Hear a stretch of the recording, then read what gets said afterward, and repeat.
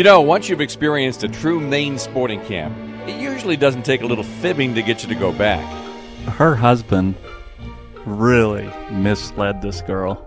She came here, she had evening wear, and she wanted to know where the spa was. and we thought, oh my gosh, this is going to be trouble. But as it turned out, she just fell in love with this place. Her husband totally Lied to her. He totally lied to her. This is Bob Duchesne's Wild Maine on Sports Radio 92.9 The Ticket. Recently, I got a chance to visit several sporting camps in Aroostook County. Some of these camps are over 100 years old. It's the way we used to do adventure decades ago. And it's the way we do adventure up in the woods now. Some things have changed, some haven't. In the second half of today's show, we'll spend some time at Eagle Lake sporting camps. But first, we've got some loons to count. Today's show is brought to you by Hammond Lumber, Dice Arts, EBS, and Supercuts in Bangor, Brewer, and Old Town. It's Loon Count Weekend in Maine. It happens on the third Saturday of every July, and in fact, it's already over. Loons are such an iconic feature of Maine's wildlife, we put them on our license plates.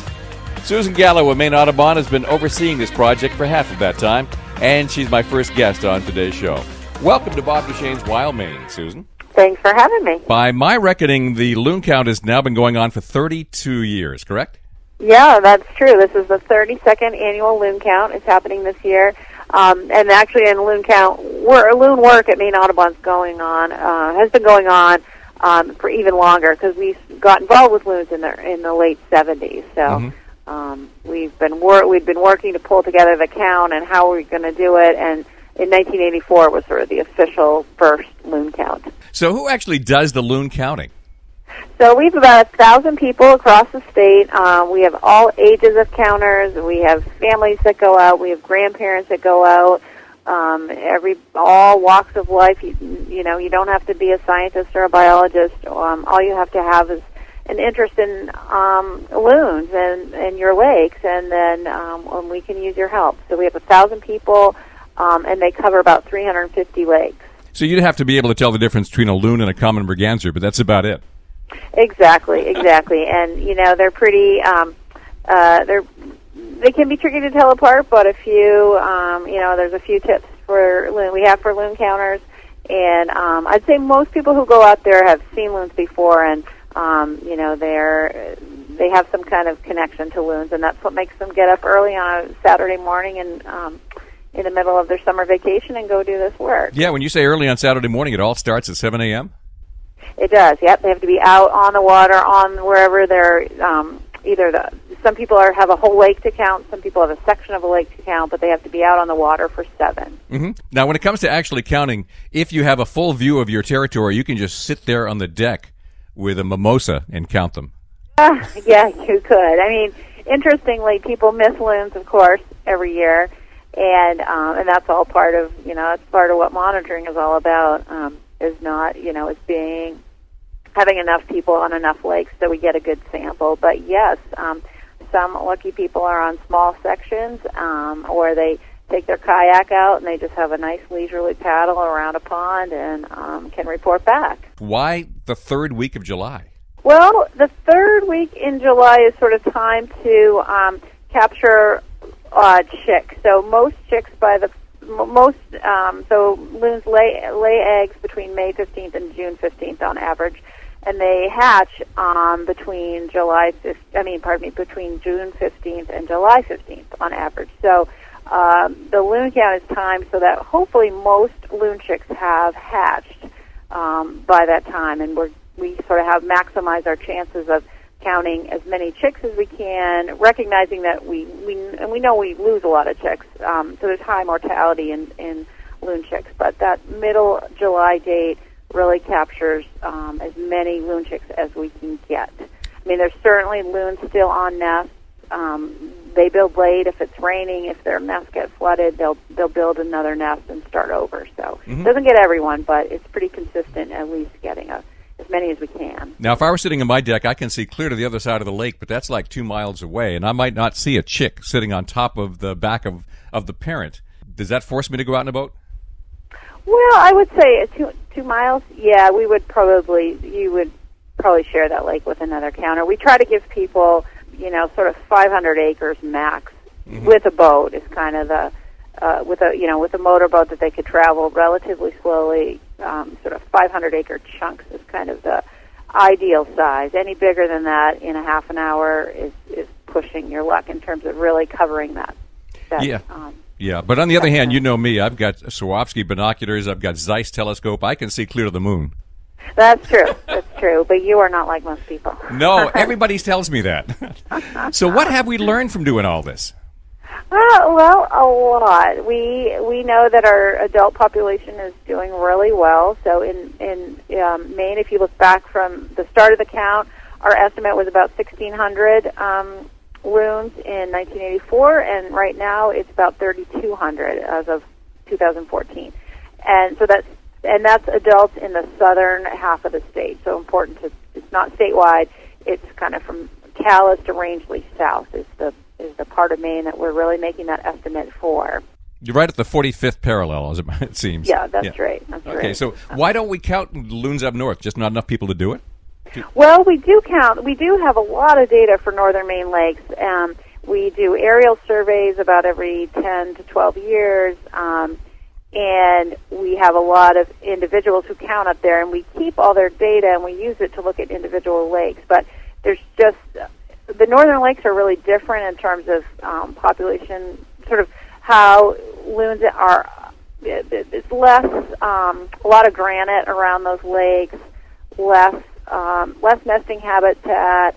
So we don't feel like the southern Maine loons sort of represent, we feel like there's more sort of per lake in southern Maine, probably fewer up north. And until we get enough people up there to survey, we don't really feel like the estimate, sort of the model we use to create the estimate in the south doesn't really apply up there. I see. Aha, so there are two Maines.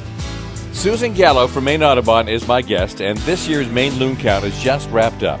We've been doing it for 32 years. And so what have we learned? And the bigger question, what haven't we learned? I'll put that question to Susan Gallo next.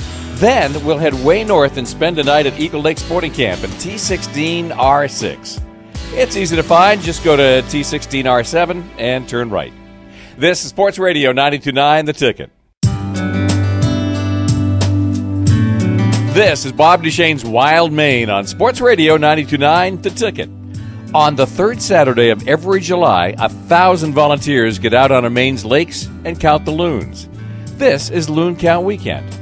Maine Audubon runs the loon count, and Susan Gallo does most of the work, and she's my guest this morning. So we've been studying this for 32 years, and we intend to keep studying. So what is it we haven't learned yet, Susan?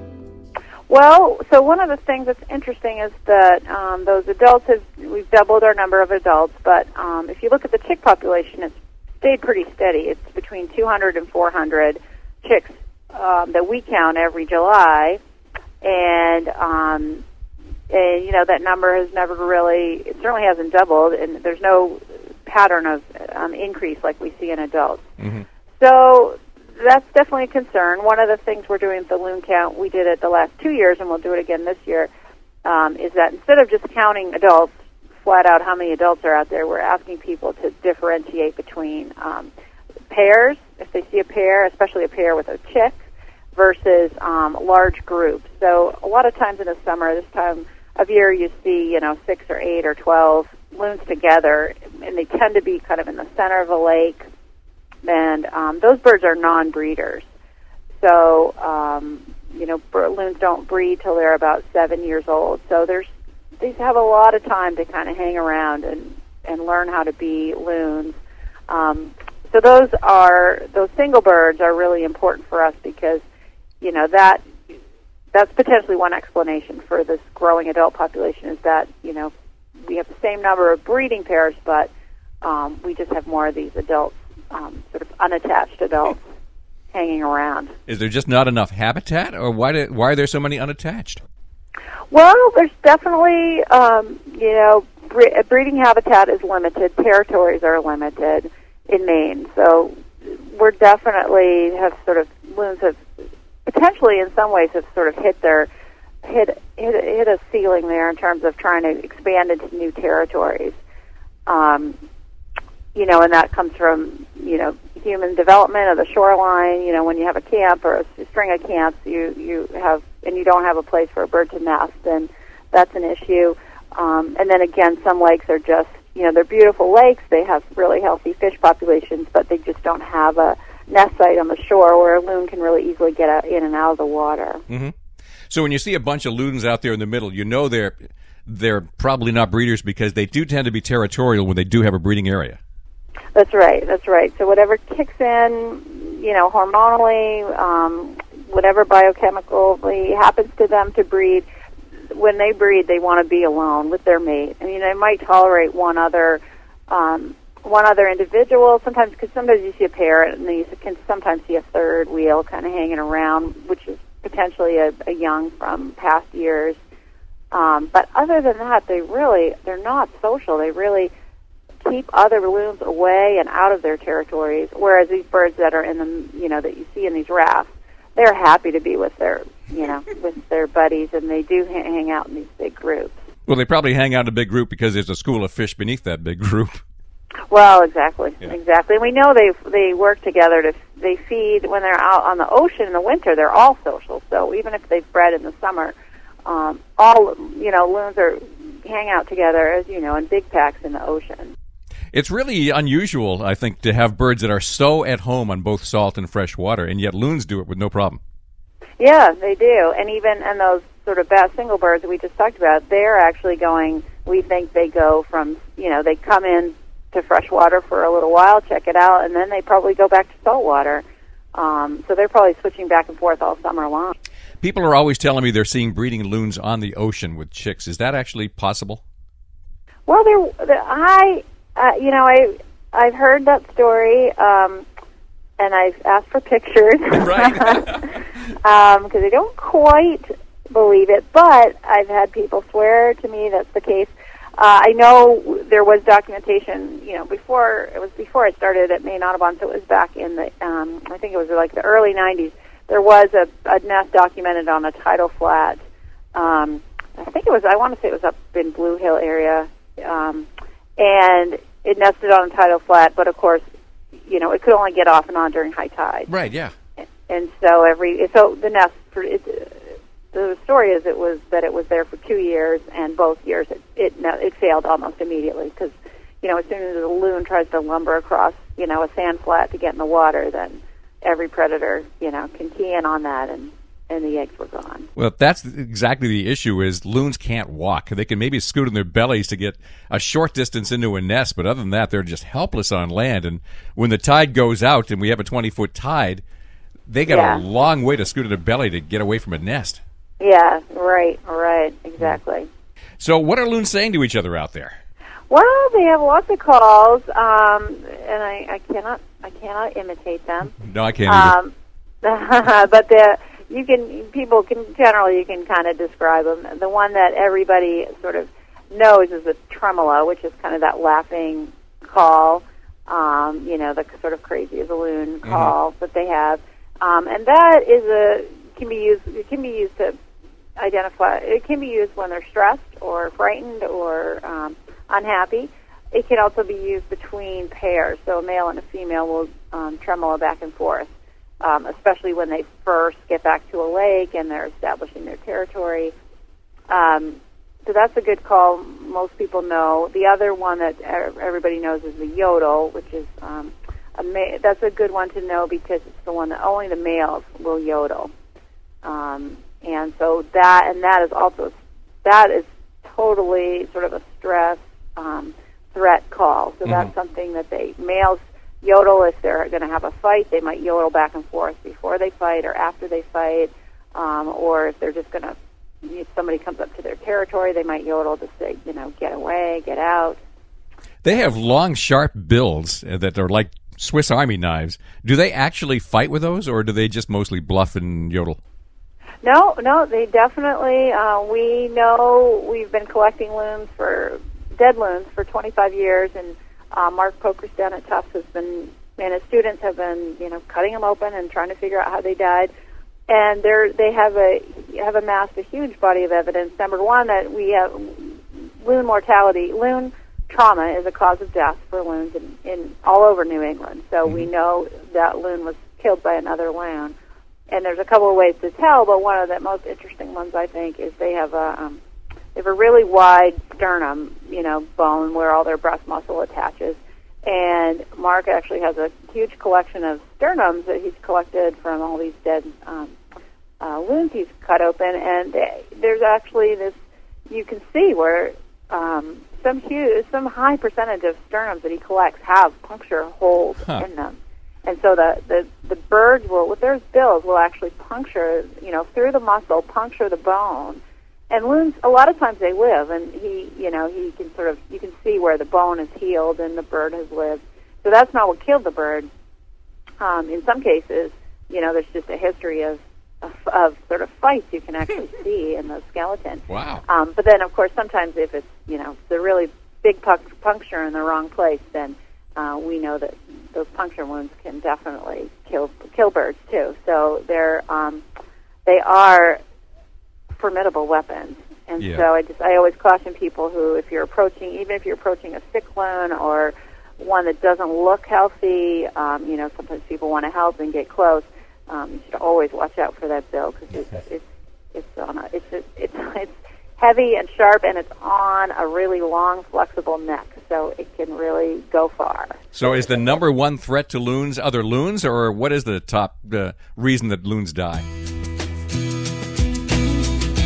Hold that thought. We've got to take a break, but what is the biggest killer of loons? Is it other loons? Is it something else? You may already know the answer because it's made the headlines a few times in the last decade. It's the Maine Loon Count Weekend. Maine Audubon Susan Gallo is my guest, and we will reveal the answer when Bob Duchesne's Wild Maine continues on Sports Radio 92.9 The Ticket.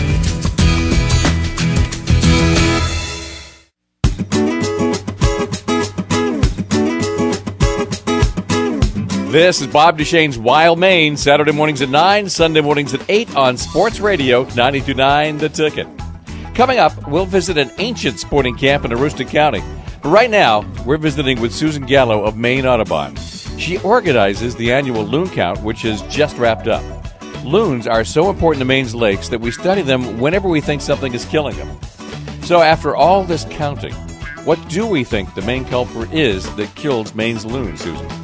So from the research we've done, the leading cause of death for adult loons in Maine is lead poisoning. So that's actually, and it's lead, ingestion of lead, fishing tackle in particular, lead sinkers, and lead-headed jigs. Now, we've banned some of that, but not all. Yeah, so we have a ban on the sale and use of lead sinkers an ounce or less. And then coming in September of next year will be a ban on the use of bare lead-headed jigs, so jigs that aren't painted or have anything covering the lead. And then in the following year, we'll have a ban on the sale of those bare lead-headed jigs. But I would point out that the paint or the plastic or the sort of whatever you put around a lead jig does not do anything to protect the loon from lead poisoning. So any kind of paint or plastic that's covering the lead, a lead jig, as soon as it gets in the loon's gizzard, it will be ground up and be just as deadly as a bare lead. Now, this is something the state has, the legislature has banned.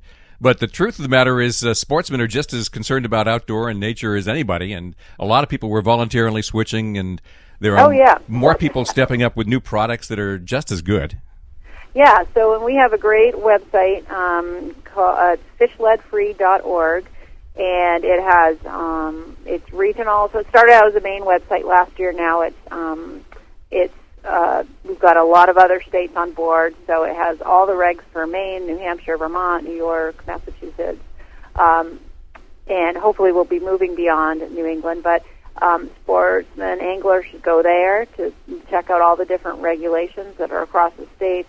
It also has, different state-based programs that are going on. A good example in Maine is we have a tackle exchange program. If anybody out there wants, we will send out a nice packet of lead-free tackle, and we'll send out enough so that you can host an exchange event. You can get your friends to come, turn in their lead, and hand out lead-free sinkers.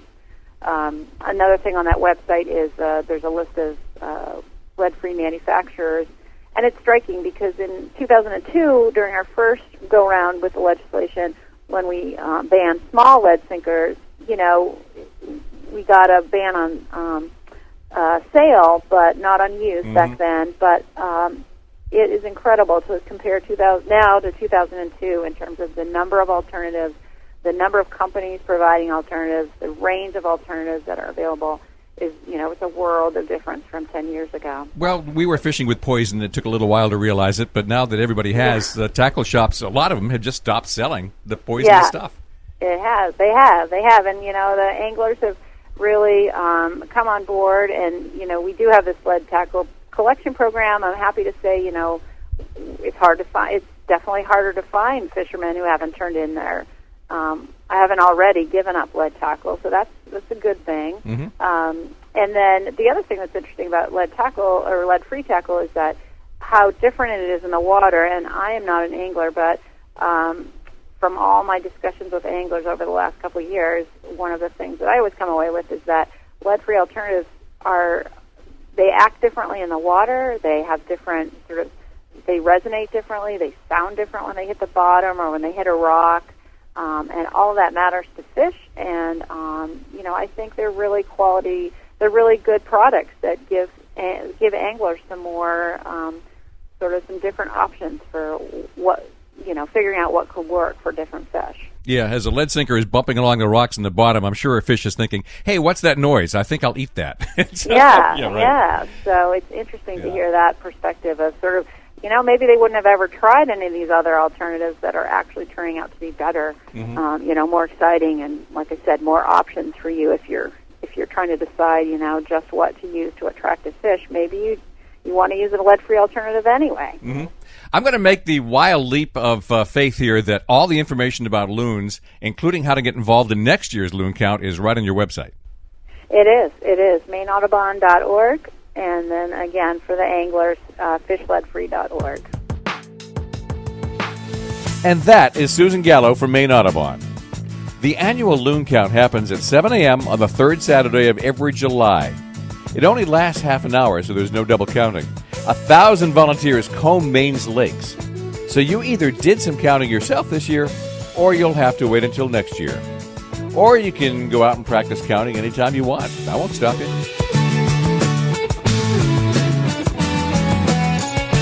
This is Bob Duchesne's Wild Maine, and for anybody who knows me, you're aware I love Maine's traditional sporting camps. Never mind that some of these places are over 100 years old, and there's all that history and folklore. It's also because many of these camps got there first. These sporting camps were built in the most incredible locations, with astounding views and ideal sites for accessing wildlife and adventure. Most were built as base camps for hunting and fishing, but have now adapted to all the other things we like to do in the outdoors. So a week ago, I made a swing through Aroostook County to visit some camps and learn more about them. We start with Eagle Lake Sporting Camps. I've been there before. Getting there is half the fun. You get in off Route 11 by following the logging roads along Pennington Pond Road, or from the Caribou side by bumping over the Square Lake Road across Irving Timberlands. Most people come in by boat. This is the setting. I spent the afternoon wandering all over the grounds. Then I enjoyed a fabulous dinner with a fine bottle of Shiraz. It's after dinner when I finally sit down with Alan Theriault of Eagle Lake Sporting Camps. So, welcome to Bob Duchesne's Wild Maine, Alan. Thank you, Bob, for having me. Yeah, Theriault, that's Polish, right? Seriously, are you an Aroostook County native? Yeah, I grew up in Caribou, and spent my childhood there, and then headed south for college and business, and now I'm back here. Okay. What is the history of Eagle Lake Sporting Camp? Because if I remember right, this is over 100 years old. It's a fantastic. It's a great story. We date back to 1889, and what Jeez. Yeah. 1889. That's right. I point to some of the sporting camps around Maine and say, that's 100 years old, and this one's even older. That's what I'm told. Yeah. I'm told that it was built mainly because of the salmon fishing on the thoroughfare just adjacent to us. A shipping tycoon from New York came up here and put up a couple cabins and then added to it. And then around 1900, it started commercially. So when you look at an old DeLorme's, it says that this was the Michoud cabins? Or Michoud camps. Okay. Yeah. Not to be confused with the Michoud farms that are on the Allagash. Okay. And because everybody around here is named Michoud. that's right. It's a popular one. Yeah. And they had money back in those days. Yeah. Probably some still do, but they were in the banking business and had a lot of different investments. So that name was popular. But it's always been called the Eagle Lake Sporting Camps. Yeah. Even when they had it, the corporate or the company name was Eagle Lake Sporting Camps. Well, how did you come to own it then? Well, my son, who loves hunting and fishing and always had a goal to become a Maine guide, he's the one that discovered the place. Despite the fact that he grew up in southern Maine and I grew up in Caribou, just 35 miles from here, I really didn't even know this place existed, or at least I didn't remember it. But he found it, and he needed a place to put hunters, and one thing led to another. It became available, and so we took ownership of it in 2007. Well, the names of the cabins appear to be all dry flies. That's right. Is that still accurate? I mean, Yes. Are you renaming any of them, or are they all still? No, all the names are the same. They're all named after salmon flies, because that was the popular way to go after the fishery in the thoroughfare. Fly fishing was popular even 125 years ago. Do you still see as many people coming up to fish for salmon? Do you think? No, it's not like it was back then. Yeah, it's changed. There's a lot more places that are accessible, and although the fishing's terrific, it just doesn't have the following that it did years ago. This is Bob Duchesne's Wild Maine. I'm in the dining hall of Eagle Lake Sporting Camps way up in Aroostook County. My guest is Alan Theriault.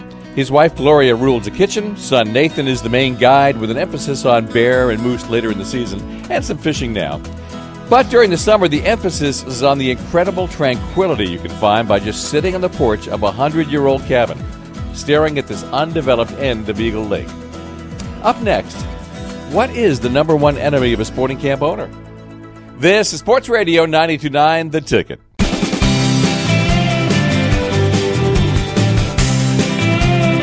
This is Sports Radio 92.9 The Ticket with Bob Duchesne's Wild Maine. This portion of today's show is coming from Eagle Lake Sporting Camps way up in Aroostook County. Alan Theriault is my guest, and this is the first of several visits we'll make to some traditional sporting camps up in the Maine woods. It's after dinner. We're chatting in the dining room about the pleasures and challenges of preserving this part of Maine's outdoor heritage. Well, if you own a cabin that, especially hunting or sporting cabins that are 100 years old, your number one enemy is dry rot. Oh, Is that true for you too? close. Yeah. We do have pretty decent roofs on them, and we've done a pretty good job keeping the water away from it. But even today, we were working on the deck to the dining room just to shore it up, because underneath one of the logs had cracked, and it's a constant battle to keep these old buildings sound.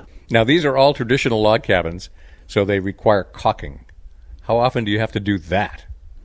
Well, we actually, these were all done about 12 years ago using this space-age chinking, they call it. Oh, God, I own a log cabin. Okay. And I chink more than every 12 years, I'll tell you. Oh, this stuff was developed for the space program, I'm told, and it expands and contracts, and it's really kind of amazing how well it does work. Yeah. If you put it on correctly. There's my problem. I suck at chinking. It's an art form. We have these guys come in from Montana that all they do is work on log cabins, and they did a lot of the work even on this property even before we owned it. And they've done they just know how to do it. Yep. And they're fast. Yep. What about roofing? I mean, it used to be maybe cedar shakes, then shingles, now metal roofs in some sporting camps. What are you doing about maintaining the ceiling overhead? Well, that's sort of the next major project for us. We really need to replace the roofs, and the only way to do it is to go with metal roofs. That's really the most sound way to do it. It keeps the snow off it in the wintertime, and it lasts a long time. Mm-hmm. Right now we have like 15-year shingles on, shingles that are they're due for replacement. It's funny how fast 15 years goes by. It's hard to believe. We're going on like our 8th season since we took this over. Yeah. Eagle Lake. How many eagles are there? Oh, there's a lot now. I was standing up by your dock a little while ago when the sun was still up, and the eagle flies right by. Oh, yeah. If you're like 7 o'clock in the morning, between 6 and 7, you can stand right in front of the camps, and they fly right up and down the shoreline. And it's not unusual to have one just, there's a few dead trees there along the shore. They'll just get right up in there, and you'll hear them in the morning, too. Your biggest challenge, I would think, is getting people here. Yeah, it's a long ways from, the population centers. I think when it comes to hunting and fishing, when it comes to hunting, there are no issues getting people here. Right, people are used to traveling for hunting, and we offer an outstanding bear hunt and moose hunt. My son does an extraordinary job with the bear hunts and the moose hunts. So we book out those hunts, no problem. So that part's your busy easy. Season. Fall is the season. Yeah. Between the end of August and the end of October, we'll bring in 85% of our revenue. Yeah. Mm-hmm. In fact, in the drive-in here, a bear just wandered right in front of us. Oh, yeah. In fact, he stood up on his hind legs and looked at us saying, "What are you?"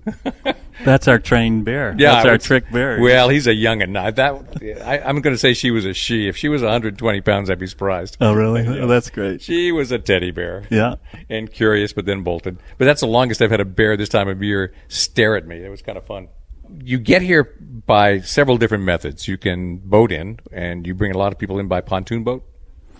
Yes. It's only 7 miles to the village of Eagle Lake from this location. And there we have a full-service RV park and a marina where we sell fuel for boats. So people will come, they'll park there, we'll load their gear on a pontoon boat, and it's a nice 20-minute ride to the lodge. So that's the boating way. Yeah. Or people can paddle in, because you've got a whole group who are staying here with us tonight who did a lot of paddling to get here. Yeah, this group is full of adventure. I think the youngest person is like 55 and the oldest is 92. Yeah. And they planned this trip and launched from Sinclair, which is on Long Lake, and so they had to go from Long Lake through Mud Lake, through Cross Lake, through Square Lake, and here. And the Fish River chain of lakes is actually 60 miles that you can paddle. Yeah. And so I know that if I ever did that, it would be a headwind the whole way. That's just my luck. Yeah, that happens. Yep. You can drive here, which I've done multiple times now. It's all logging roads, mostly across Irving land. So you need a vehicle of reasonable clearance. But my last few times in, it really wasn't very hard. Yeah, when we bought the place, it was a Jeep trail. The 4 miles to the camp from the timber company roads was... it used to take an hour just to do that 4 miles. So Really? Yeah. Oh, well, you've improved it then. Oh, yeah. I told the contractors, I says, I want to be able to go down this road at 35 miles an hour and, in a rental car. And they said, okay. Now, that's funny. But you still have to contend with the Irving lands, which can have some forestry going on, and which will churn up the roads a little bit during mud season. Yeah, that can be a challenge, because these roads have to, they have these large trucks going down these roads, which can make a lot of ruts. But they really do an amazing job, given the amount of traffic. And they'll go and grade the roads, and then a half a dozen guys will come through in a pickup truck and, in a rainstorm, and it makes all the ruts, puts them right back there. It's so true. Alan Terrio is my guest, and I'm his guest, up here at Eagle Lake Sporting Camps on Eagle Lake in Aroostook County. These camps were established in 1889.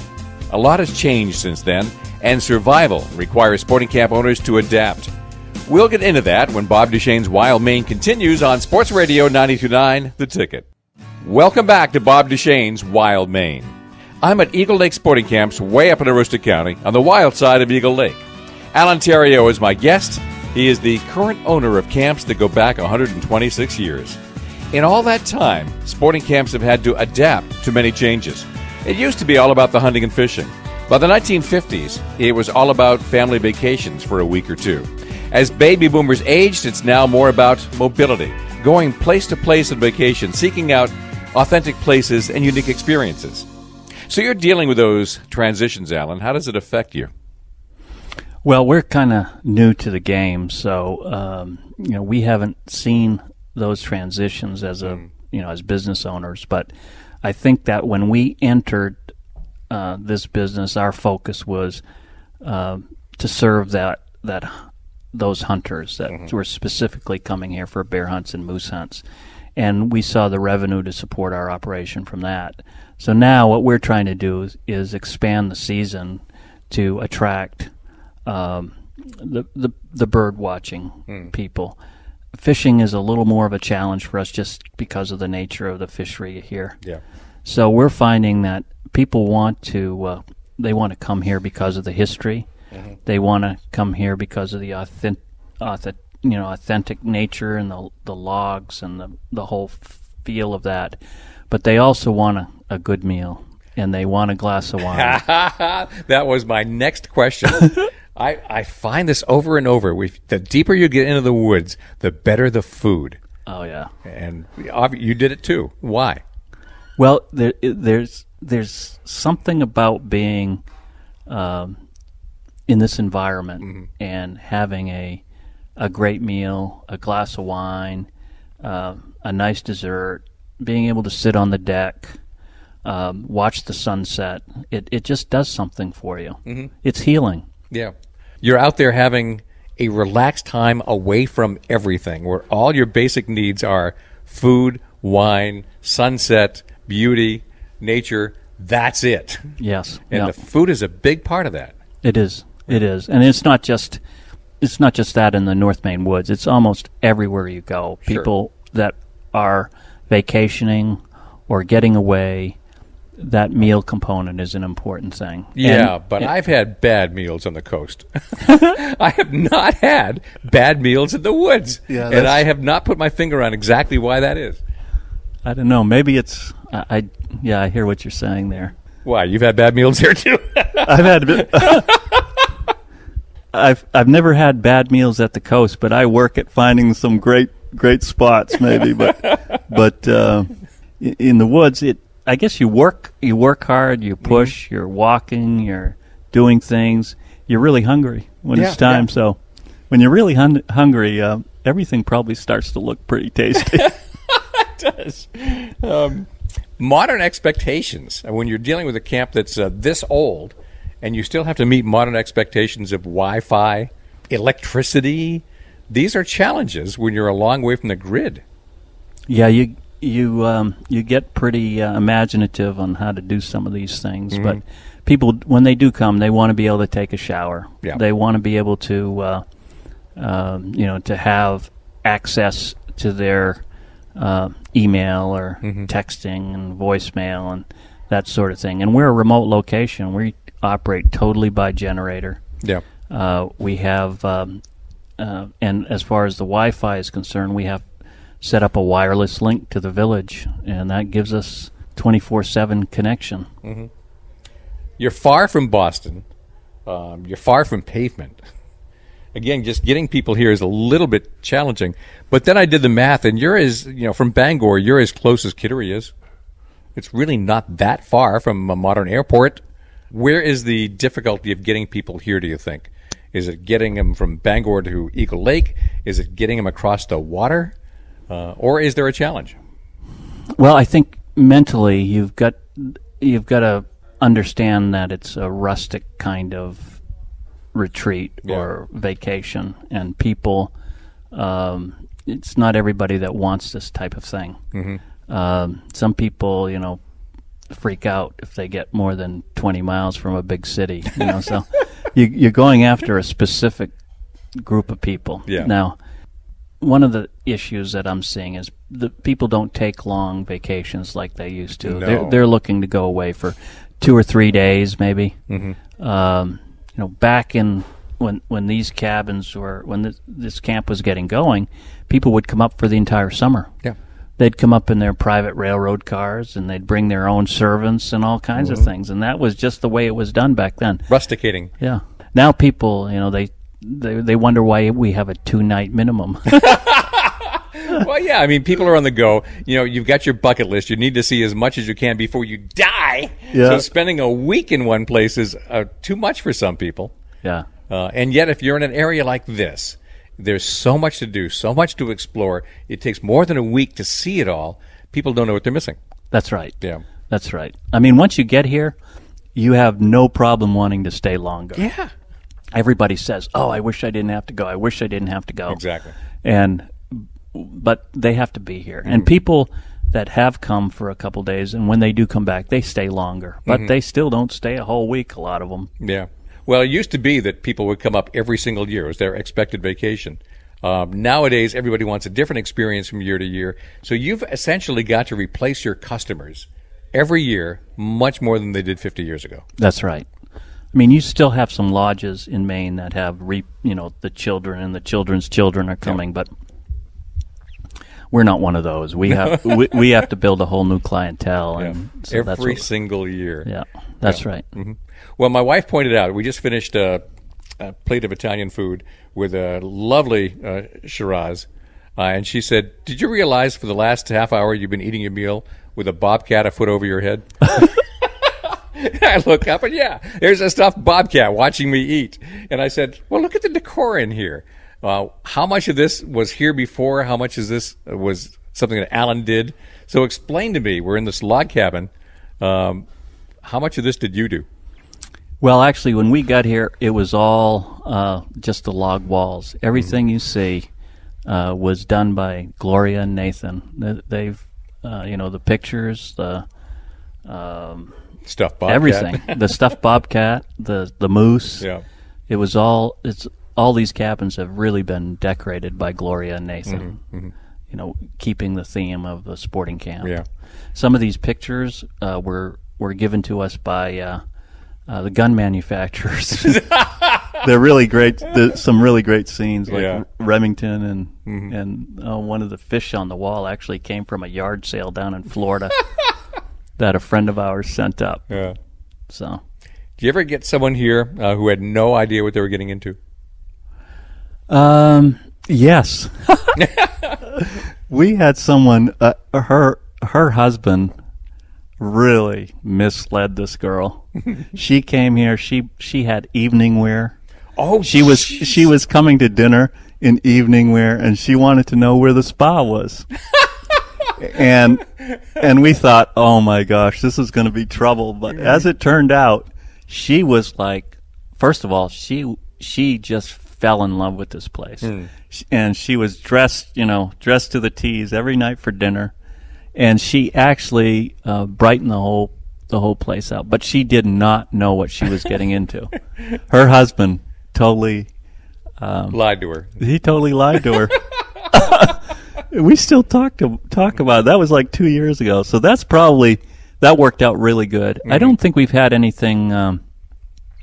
We do see people change. The people that come for the hunts are people from all over the country. And they get here, and many of them are stressed out. Their businesses, their family lives. And I think they do hunting and fishing trips to deal with that. But if they're a little bit stressed out on the first day, by the second day you can see a little bit of change. By the third day, they're totally into it. Yeah. And I find that single malt scotch will help that. Oh, and we have plenty of that. Do you? Don't even point me in the right direction. That's the first stuff we pack when we come up in the springtime. Well, is there one thing you would love to tell the world about Eagle Lake Sporting Camps? Well, it's just a great place to relax. And my first visit here, I fell in love with it. I was hooked. And And I had no hesitation, signing up for the long term. And it's a unique spot. It has it's so peaceful being here. It's so quiet. It's so relaxing. It's just a great place to have a camp and to enjoy nature, enjoy, getting away from it all. Getting away and time in the outdoors. So.